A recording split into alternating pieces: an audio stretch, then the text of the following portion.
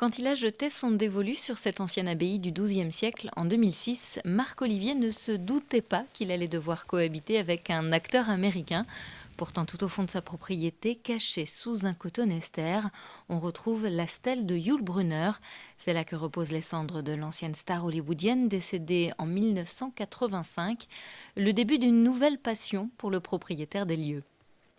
À l'époque, je ne savais pas grand-chose sur Yul Brynner, donc pour moi, il faisait partie de ces grands acteurs, comme on a Kirk Douglas, John Wayne, Frank Sinatra. Et ce sont des gens qui ont un charisme extraordinaire. Quand on les voit passer, on se retourne, donc c'est vraiment des gens importants. Eh bien, c'est un peu la même chose pour Yul Brynner, finalement. Donc j'ai appris à le connaître petit à petit. Et quand on connaît quelqu'un, évidemment, on s'attache à cette personne. Donc c'est vraiment mon cas.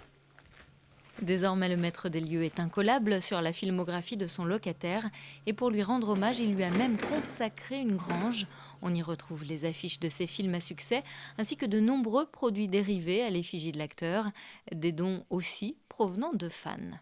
Donc vous avez des tas d'objets qui viennent de tous les pays, qui non seulement sont liés à mes recherches, bien sûr, parce que je me suis intéressé directement au personnage, forcément il était sur site, et quand on commence à s'intéresser, forcément on creuse, et puis on retrouve des tas de choses sur le personnage. Donc on vit au quotidien, je dirais, avec Yul Brynner. Alors parfois ça ennuie un peu mes enfants qui disent « Papa, arrête avec ton histoire de Yul Brynner, etc. Tu nous ennuies quelque peu. » Il faut dire qu'ils ne sont pas vraiment de la même génération.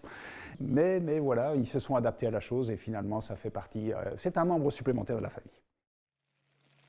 Hors saison, le site privé est ouvert sur réservation. 600 à 700 visiteurs s'y rendent chaque année, soit pour découvrir la tombe de l'acteur du Roi et moi, soit pour mieux cerner l'histoire de cette abbaye royale qui abrita une communauté orthodoxe.